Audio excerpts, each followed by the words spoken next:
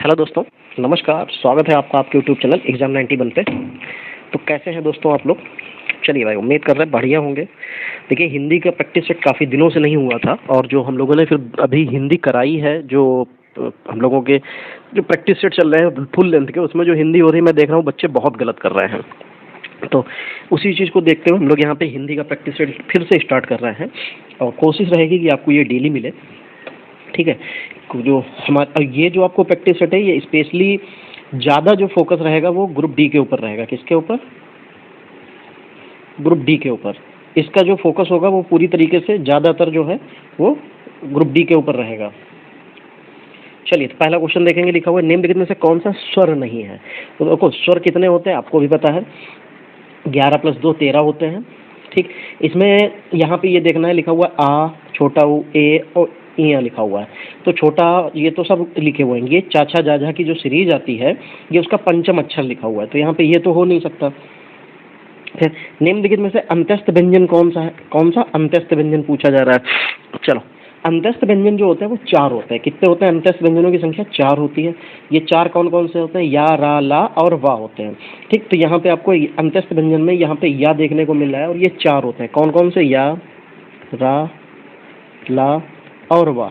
ये 4 आपको अंत्यस्थ व्यंजन होते हैं। चारों मैंने यहाँ पे लिख दिए हैं। निम्नलिखित में से कौन सा शब्द तत्सम है? तत्सम का मतलब होता है संस्कृत शब्द। तो यहाँ पे कौन सा शब्द तत्सम है? चलो भाई, तत्सम शब्द देखना है। लिखा हुआ है आज, आंख, अग्र और आग। ठीक है, चलो। तो तत्सम का संस्कृत आग हिंदी है, आंख हिंदी है और आज हिंदी है। ठीक, ये सब जो है आपके तत्सम शब्द नहीं है। कौन सा है? ये सब तद्भव शब्द है। अगर अग्र को देखेंगे, अग्र का मतलब होता है आगे, आगे या पहले। तो ये जो है आपका क्या बन जाएगा? ये तत्सम शब्द बन जाएगा। चलो, कौन सा शब्द आंख का पर्यायवाची नहीं है? किसका? आंख का पर्यायवाची नहीं है। चक्षु, दृग, अच्छ और अतुल। तो यहाँ पे जितने भी दे रखे हैं उनमें से एक ही आपका पर्यायवाची है। वो कौन सा? अतुल। अतुल का मतलब अतुलनीय, या कह सकते हैं अनुपम, अप्रीतम, अद्वितीय, अपूर्ण, इस तरीके से जो हो सकते हैं। तो अतुल का मतलब ये होता है। ठीक, बाकी चक्षु, दृग और अच्छ ये सब जो है आपके आंख के पर्यायवाची हो जाएंगे। चलो, 5 नंबर, उचित विलोम शब्द का चयन करना है। किसका? उचित विलोम शब्द का चयन करना है। क्या लिखा हुआ है? अर्वाचीन लिखा हुआ है। क्या लिखा हुआ है? अर्वाचीन। ठीक है, और अर्वाचीन का मतलब जो अर्वाचीन होता है, इसी को हम लोग आ लग गया शब्द आगे, क्या लग गया? आ, अरवा लग गया और प्राचीन लिखा हुआ है। ये अरवा तो प्राचीन, प्राचीन का उल्टा क्या होता है? तो सॉरी, प्राचीन का उल्टा होता है जो नया होता है। अर्वाचीन का मतलब नया होता है, तो नया का मतलब प्राचीन हो जाएगा। चलो, 5 शब्द का अनेकार्थी शब्द कौन सा है? कौन सा? पंच। अच्छा, पंच पूछा जा रहा है, तो पंच। पंच का मतलब जो ग्राम का पंचायत होता है उसको भी 5 लोग होते हैं, बिल्कुल सही है। ग्राम का जो पंचायत सरपंच होता है उसको भी पंच कहते हैं। ठीक, जो निर्णय करने वाले जो होते हैं इनको भी सरपंच ही कहा या पंच कहा जाता है। निर्णय करने वाले में 5 लोगों की टोली पंच, सरपंच कहलाती है। और पंचानन, पंचानन वो चीज़ नहीं होती है। ठीक है, पंचानन जो होता है वो सिंह कह लें, शिव कह लें, प्रचंड कह लें या विद्वान कह लें, इनका जो है पर्यायवाची शब्द आपको बन जाता है। निम्न में कौन सा पीछे चलने वाला है? पीछे चलने वाला शब्द समूह को, शब्द समूह हेतु एक शब्द क्या हो जाएगा? तो लिखा हुआ है अनुगत, पिछलग्गू, पिछल और आगत। देखो हम जैसे आप चल रहे हैं और आपके पीछे कोई चल रहा हो। पीछे चलने का मतलब ये नहीं आप रास्ते पे चल रहे हैं पीछे चल रहा है। ठीक है, मतलब आपकी चीज़ों को फॉलो कर रहा है, तो वो अनुगत होता है। और आपके आगे अगर कोई चल रहा है जो आप जिनको फॉलो करना चाहते हो, तो वो आगत होता है।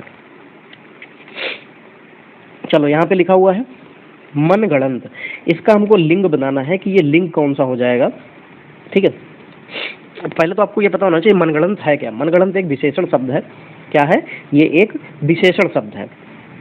ये किसी विशेष के साथ प्रयुक्त होता है। और जब भी कभी आप इसको किसी औरत के साथ पेश करेंगे तो ये औरत शब्द बन जाएगा। अगर आप पुरुष के साथ प्रयोग करेंगे तो ये पुरुष शब्द बन जाएगा। तो इसलिए ये दोनों तरफ जा रहा है, तो इसको उभयलिंगी में लेके जाएंगे। 9 नंबर, भरोसे में शब्द का कौन सा रूप है? भरोसे में शब्द का कौन सा रूप है? विशेषण, क्रिया विशेषण, संबंध बोधक और समुच्चय बोधक। अच्छा, तो देखो भरोसे में जो होगा वो तो संबंध बोधक हो जाएगा, उसमें कोई दो राय नहीं है। संबंध बोधक हो जाता है। संबंध बोधक जो होते हैं वो होते क्या हैं? जिनसे हमें किसी का भी संबंध का ज्ञान होता है उन्हें हम लोग जो है संबंध बोधक कहते हैं। और जो अव्यय शब्द संज्ञा या सर्वनाम के साथ आकर उनका संबंध संज्ञा या सर्वनाम के साथ आकर उन्हें संबंध वाक्य में अन्य शब्दों से बताता है उसे संबंध बोधक कहते हैं। जैसे ऊपर नीचे, पीछे आगे, बाहर भीतर, बिना भरोसे, सहित, निकट, पास आदि, ये शब्द जो है सब संबंधवाचक श्रेणी में आ जाएंगे, संबंध बोधक में। चलिए फिर क्या लिखा हुआ है, कला का अंतिम रूप और सर्वोच्च ध्येय सौंदर्य है। इस वाक्य में कितने विशेषण हैं? तो देखो, जब भी किसी शब्द की विशेषता बताई जाती है तो उससे जो है उसको क्या पता चलता है, वो विशेषण है। जैसे सर्वोच्च, सबसे ऊंचा, तो ये विशेषण, अंतिम, ये भी विशेषण, ध्येय, सौंदर्य, सौंदर्य जो है, सौंदर्य नहीं हो पाएगी विशेषण, ध्येय होगी विशेषण। ठीक है, तो ये वाक्य में कितनी विशेषण मिल रही है आपको? एक तो अंतिम, सर्वोच्च और ध्येय, तो ये 3 विशेषण आपको यहाँ पे देखने को मिल जाएंगी।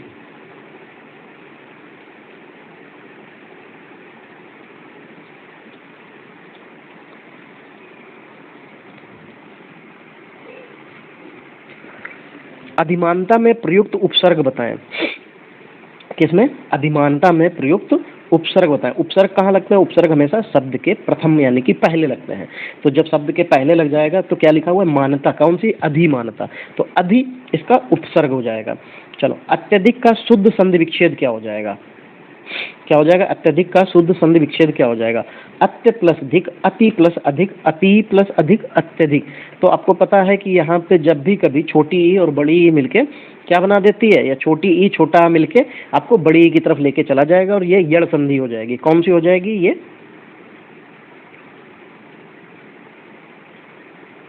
ठीक है, ये यड़ संधि हो जाएगी। चलिए, जलादि में कौन सा समास होता है? कर्मधारय, तत्पुरुष, अव्ययीभाव और द्वंद्व। देखो, जलादि, जल का मतलब होता है जल, पानी, और धी का मतलब होता है धारण करना। तो जल को धारण करना, ठीक है, क्या हो जाएगा? जल को धारण करना। तो यहाँ पे जब को शब्द आ गया तो ये कौन सा बन जाएगा? तत्पुरुष समास बन जाएगा। 14 नंबर देखो क्या लिखा हो, 3 लोक से मथुरा न्यारी का अर्थ क्या होगा? तीनों लोकों में मथुरा ना होना, सबसे निराला मथुरा का बखान, तीनों लोकों में बहुत सुंदर मथुरा का होना। तो जब 3 लोकों में मथुरा न्यारी, देखो 3 ही लोक हैं, अगर उन सब में भी मथुरा न्यारी है तो इसका मतलब वो बहुत अच्छी होगी। तो सबसे सुंदर या सबसे निराला जो है यहाँ पे बिल्कुल सही हो जाएगा। फिर देखो यहाँ पे लिखा हुआ है कि करुण रस का स्थायी भाव क्या है? किसका? करुण रस का स्थायी भाव क्या है? तो उत्साह लिखा हुआ है, शोक लिखा हुआ है, रत लिखा हुआ है और हास लिखा हुआ है। करुण रस में शोक आ जाता है, वीर रस का स्थायी भाव उत्साह हो जाता है। ठीक, आप यहाँ पे वीर लिख लीजिए। ठीक, फिर श्रृंगार रस का स्थायी भाव, श्रृंगार नहीं दिया इसमें, अच्छा चलो, श्रृंगार रस का स्थायी भाव, अच्छा रति दिया है।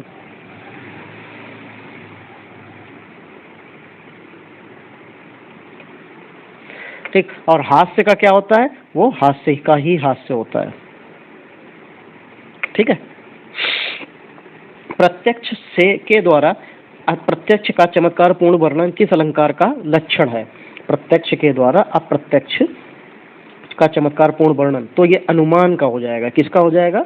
अनुमान अलंकार का लक्षण हो जाएगा। इसीलिए मैंने कहा था जो अलंकार हैं वो आपको थोड़े डीप देखने पड़ेंगे। चलिए कोई नहीं, मैं एक दिन परिभाषाएं सारी करा देता हूँ, याद कर लेना, या परिभाषाओं के बारे में आपको डीपली समझा देता हूँ।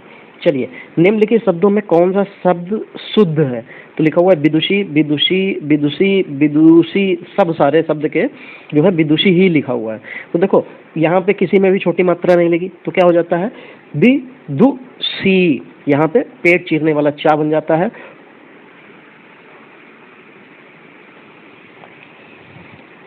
और वाह बनेगा। निम्नलिखित में से कौन सा शब्द गो का अर्थ नहीं है? किसका? गो। गो का मतलब क्या होता है? देखो, गो का मतलब गाय होता है, नदी, इंद्रिय और गज। अर्थ नहीं है तो गज, गज का तो मतलब हाथी होता है, गो नहीं होता है। तो यहाँ पे गज का मतलब हाथी होता है।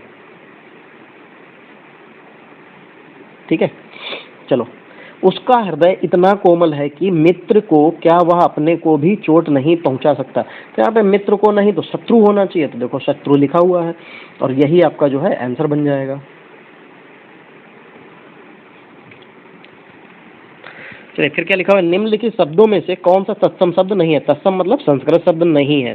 चलो भाई देखते हैं यहाँ पे कौन सा संस्कृत शब्द नहीं होगा। लिखा हुआ है कुसुम, भूसिका, वंश और नेहा। तो नेहा जो है आपका नाम है, और नाम को जो है हम लोग वैसे भी नहीं, लेकिन हाँ अगर नाम यहाँ पे नेह लिखा हुआ, अच्छा नेह लिखा हुआ है, नेहा नहीं लिखा हुआ, ओहो नेह लिखा हुआ, तो नेह का अगर हम लोग देखेंगे तो इसका स्नेह बन जाता है। ठीक है, चलिए आगे बढ़ेंगे। अच्छा आगे बढ़ने से पहले यहाँ पे हमको एक पैराग्राफ पढ़ना पड़ेगा। क्या लिखा हुआ, विद्यालय समाज की एक ऐसी संस्था है जिसके कुछ सुनिश्चित और सुनिर्धारित लक्ष्य होते हैं, जबकि समुदाय का तात्पर्य ऐसे समूह से है जिसमें एक प्रकार के लोग होते हैं। यह एकत्व आर्थिक, राजनीतिक, धार्मिक या नागरिक गुणों में हो सकता है। कई समुदाय अपने लिए अलग विद्यालय की स्थापना भी कर लेते हैं। अपने औपचारिक भूमिकाओं के अलावा अन्य भूमिकाओं के निर्वहन में भी विद्यालय की सहायता करता है। इसके लिए आवश्यकता पड़ने पर समुदाय के क्रियाकलापों में वह हस्तक्षेप भी करता है। उदाहरण स्वरूप प्रौढ़ शिक्षा, स्त्री शिक्षा, स्वास्थ्य संबंधी जानकारियों को अभिभावकों तक पहुंचाने में भी विद्यालय यथासंभव समुदाय की सहायता करता है एवं आवश्यकता पड़ने पर हस्ताक्षर भी करता है। अभिभावक एवं विद्यालय एक दूसरे के संपर्क में रहते हैं। अभिभावक समुदाय की आवश्यकताओं से परिचित होते हैं तथा विद्यालय को भी इनसे अवगत कराने में महत्वपूर्ण भूमिका निभाकर बीच की व्यवहार्थ कड़ी का काम करते हैं। उदाहरण स्वरूप समुदाय की आवश्यकताओं के अनुरूप अभिभावकगण प्रौढ़ शिक्षा, स्त्री शिक्षा इत्यादि में सहायता के लिए विद्यालय से अनुरोध करते हैं। इस तरह वे विद्यालय एवं समुदाय के बीच व्यवहार्य कड़ी है। समुदाय के साथ निकट से जुड़कर कार्य करने की स्थिति में विद्यालय अधिक प्रभावशाली हो जाता है। समुदाय और विद्यालय को जोड़ने में समाज के लोगों की भूमिका महत्वपूर्ण होती है। समुदाय के क्रियाकलापों में विद्यालयों की भागीदारी होती है। यही कारण है कि विद्यालयों के लिए पाठ्य पुस्तक इतना लचीला बनाया जाता है कि उसमें समाज के विभिन्न समुदायों की विशेषताएं स्पष्ट रूप से दिखाई पड़ती हैं। पर्यावरण को स्वच्छ रखने की शिक्षा देने के लिए आवश्यक है कि विद्यालय परिसर को स्वच्छ रखा जाए। जल संरक्षण, बहुत बड़ा पैराग्राफ है भाई। जल संरक्षण शिक्षा देने के लिए आवश्यक है कि विद्यालय परिसर में भी इनके संरक्षण के नियमों का पालन होता है। इस तरह समुदाय की वास्तविकताओं को प्रायोगिक रूप से विद्यालय परिसर में प्रयोग कर उसे अधिगम अनुभवों में रूपांतरित किया जा सकता है। विद्यालय किसके परामर्श में रहता है, तो विद्यालय किसके परामर्श में, नेता, समाज, अभिभावकगण या अभिभावक लिखा हुआ है ये सभी, तो भैया वो तो अभिभावक गणों लोगों के जो होते हैं अभिभावकों के संपर्क में रहता है, क्योंकि बच्चे उनके पढ़ते हैं तो कोई और थोड़ी ना उसमें उसके संपर्क में जाएगा।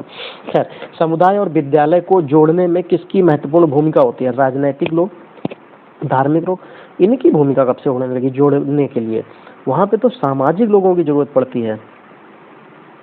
चलिए यहाँ पे क्या हो जाएगा, सामाजिक हो जाएगा। एक समुदाय में कितने प्रकार के लोग रहते हैं, तो समुदाय में तो अनेकों प्रकार के लोग रहते हैं, लेकिन समुदाय है यहाँ पे एक देश की या मतलब एक राज्य की बात करेंगे, यहाँ पे तो समुदाय है। समुदाय का मतलब ही है एक लोगों से मिलकर बने हुए चीज को समुदाय कहते हैं। प्रस्तुत गद्यांश में किसके द्वारा हस्तक्षेप की चर्चा की गई है, तो विद्यालय के द्वारा जो है हस्तक्षेप की चर्चा की गई है। विद्यालय को समुदाय की आवश्यकता से कौन अवगत कराता है, विद्यालय को समुदाय की आवश्यकता से कौन अवगत कराता है, तो विद्यार्थी, शिक्षक, अभिभावक या चलिए तो अभिभावक कराता है इनको। तो दोस्तों देखो, जो हमारी क्लास थी वो यहीं पे समाप्त होगी और आपको यहाँ पे पूरे जो 25 क्वेश्चंस थे ये आपको पूरी तरीके से यहाँ पे प्रोवाइड कर दिए गए हैं और कोशिश की गई है कि इसका लेवल भी मैच किया जा सके। तो इसीलिए यहाँ पे आपके सामने ये जो क्वेश्चंस लेके आए थे और आगे भी ऐसे लेके आते रहेंगे। तो जिन लोगों ने भी अभी तक क्लास को सब्सक्राइब ना किया हो सब्सक्राइब कर लेना, जिन लोगों ने अभी तक चैनल को सब्सक्राइब ना किया हो चैनल को सब्सक्राइब कर लेना, टेलीग्राम से ज्वाइन ना हुए हो तो टेलीग्राम से ज्वाइन हो जाना, सारे के सारे PDF आपको वहीं देखने को मिलेंगे। चलिए मिलेंगे हम लोग अगली क्लास में, तब तक के लिए जय हिंद दोस्तों।